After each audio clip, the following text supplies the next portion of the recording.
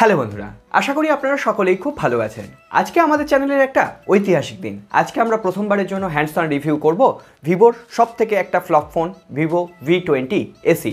প্রথমে বলে দিই, এই ফোনটায় সব কিছু আছে। এই ফোনটায় একটা ডিসপ্লে আছে, এই ফোনটায় একটা প্রসেসর আছে, এই ফোনটায় একটা ক্যামেরাও আছে। কিন্তু তারপরও কোথাও গিয়ে আপনার মনে হবে এই ফোনটায় কিছুই নেই। কিছু নেই, তবুও তো আছে কিছু, বলতে যা বাধা নেই। আজকে এই সমস্ত ঘটনা আপনাদের সামনে তুলে ধরবো। তাহলে কোনো রকম দেরি না করে আজকে সোজা এপিসোডে চলে যাব। আর আজকে বলছি, আপনি যে কোম্পানি ফোন ইউজারই হন না কেন, এই ভিডিওটা সম্পূর্ণ দেখবেন। এখানে শুধুমাত্র একটা ফোনের রিভিউ নয়, অনেক প্রয়োজনীয় তথ্য কিন্তু ভিভোর সম্পর্কে আমি তুলে ধরার চেষ্টা করব। তাহলে চলুন আর দেরি না করে আজকের এপিসোড শুরু করি। ভিডিওটা যদি ভালো লেগে থাকে অবশ্যই একটা লাইক করবেন, কমেন্ট করবেন, বন্ধুদের সাথে শেয়ার করবেন। আর নতুন বন্ধু হলে সাবস্ক্রাইব আর বেল আইকনটা অবশ্যই প্রেস করে রাখবেন, যাতে নেক্সট কোনো এপিসোড আপনার মিস না হয়ে যায়। আসুন আজকের ভিডিও শুরু করি। এই ফোনটার দাম দিয়ে আমরা কিন্তু এই ভিডিওটা শুরু করব। এই ফোনটি যদি আপনি ইন্ডিয়ার বাজার থেকে কিনতে চান, এর 8GB 128GB র্যাম ভ্যারিয়েন্টের দাম 21,000 টাকা। হ্যাঁ, আর বাংলাদেশে যদি আপনি এই ফোনটা কিনতে চান 27,000 টাকা। প্রথমত বলে দিই, এই ফোনটা কিন্তু প্রায় হলেও আমি 18-20 দিন ইউজ করছি নিজের প্রাইমারি ডিভাইস হিসেবে।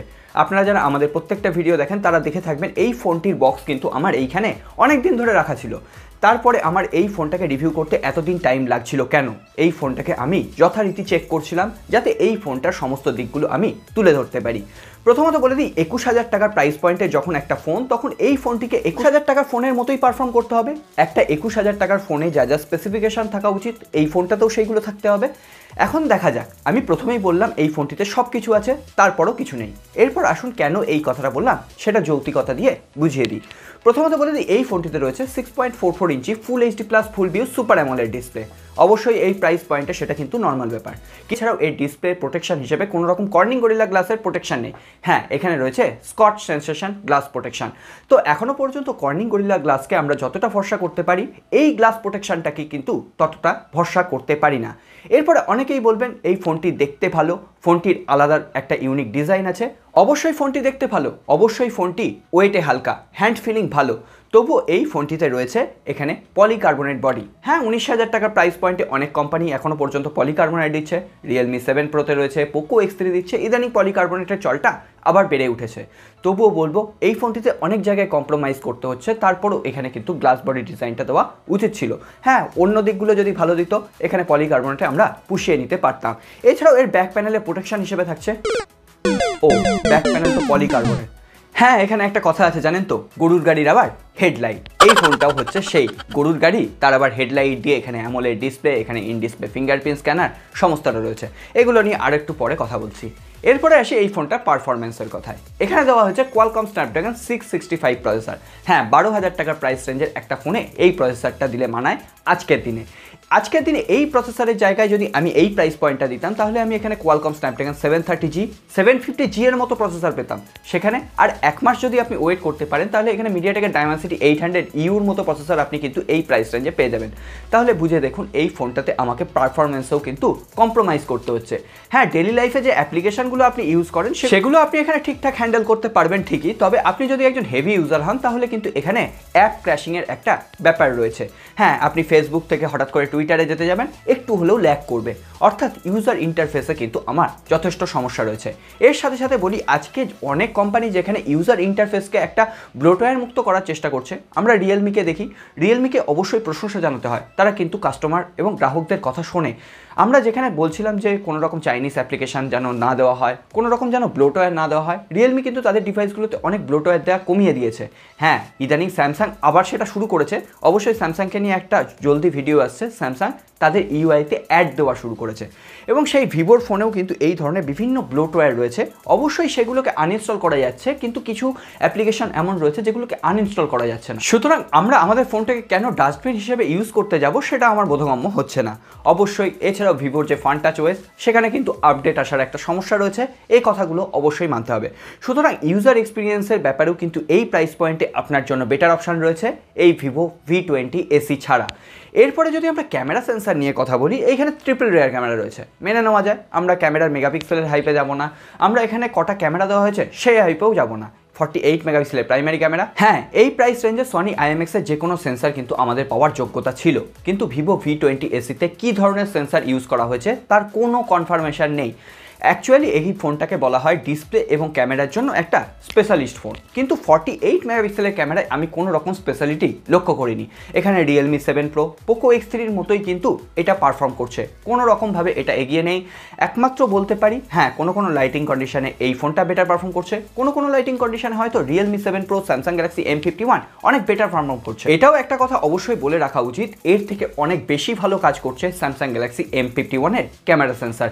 সুতরাং আপনারা যদি এই প্রাইস রেঞ্জে এই ফোনটিকে ত্যাগ করে আপনি যদি স্যামসাং গ্যালাক্সি M51-কে নিতে পারেন, অনেক বেটার ক্যামেরা অপটিমাইজেশন কিন্তু আপনি সেখানে পেয়ে যাবেন।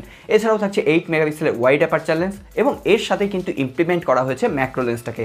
এছাড়াও রয়েছে 2 মেগাপিক্সেলের একটা পোর্ট্রেট লেন্স, 32 মেগাপিক্সেলের একটা সেলফি ক্যামেরা থাকছে।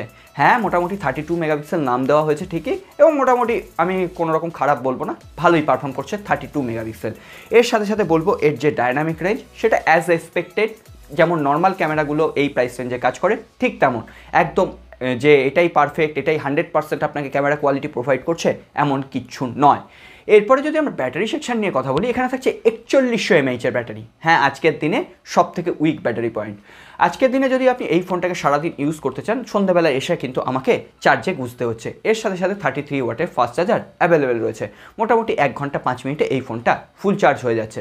আজকের দিনে কিন্তু আমরা মোটামুটি 4.5 থেকে 5000 mAh এর ব্যাটারি একটা এভারেজ ক্যাটাগরিতে দেখি। মোটামুটি ওই 10,000 টাকা প্রাইস রেঞ্জে তো এখন 6000 mAh এর ব্যাটারি আসা শুরু হয়ে গেছে।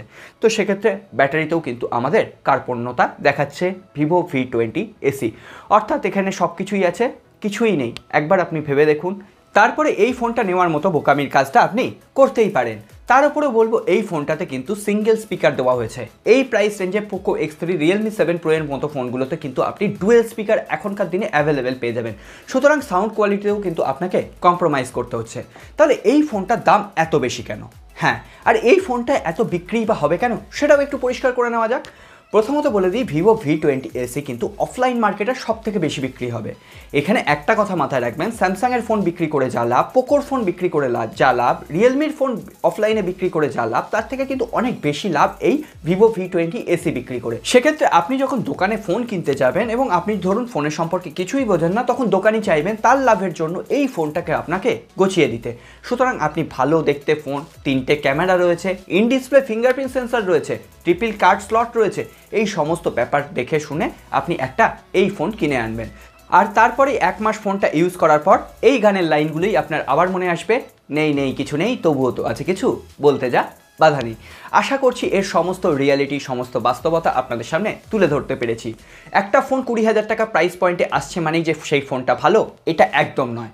আপনি আগে নিজেকে বিচার করুন। অনেক ইউটিউবে ভিডিও দেখুন, হ্যাঁ, ইউটিউবে ভিডিও দেখছেন মানেই যে তারা রিয়েল কিছু বলছে এমনটা নয়। আমি যতটুকু জানি এই সমস্ত ফোনগুলো যখন তাদের কাছে যায়, ইউটিউবারদের কাছে আনবক্সিংয়ের জন্য যায়, তার সাথে সাথে একটা ছোট্ট স্ক্রিপ্টও যায়, এবং সেই স্ক্রিপ্ট দেখে দেখে ওই সমস্ত ভিডিওগুলো তৈরি হয়, ওই সমস্ত আনবক্সিংগুলো তৈরি হয়, এবং যার ফলস্বরূপ ঠকি কিন্তু আমরা গ্রাহকরা। আমি আপনাদের অন্তত অ্যাসিওর করতে পারি এই ধরনের কোনো স্ক্রিপ্ট রিভিউ আপনি কিন্তু আমার কাছ থেকে পাবেন না, জেনুইন রিভিউই কিন্তু পাবেন। আর আজকে সেই জন্য আপনাদের সকলের সামনে এই বাস্তবতা তুলে ধরার দায়িত্ব আমি নিলাম। সো আজকে আর কথা বাড়াচ্ছি না, ভিডিওটি যদি ভালো লেগে থাকে অবশ্যই এটা লাইক করবেন, কমেন্ট করবেন, বন্ধুদের সাথে শেয়ার করবেন, আর নতুন বন্ধু হলে সাবস্ক্রাইব আর বেল আইকনটা অবশ্যই প্রেস করে রাখবেন, যাতে নেক্সট কোনো এপিসোড আপনার মিস না হয়ে যায়। দেখা হবে আগামী পর্বে।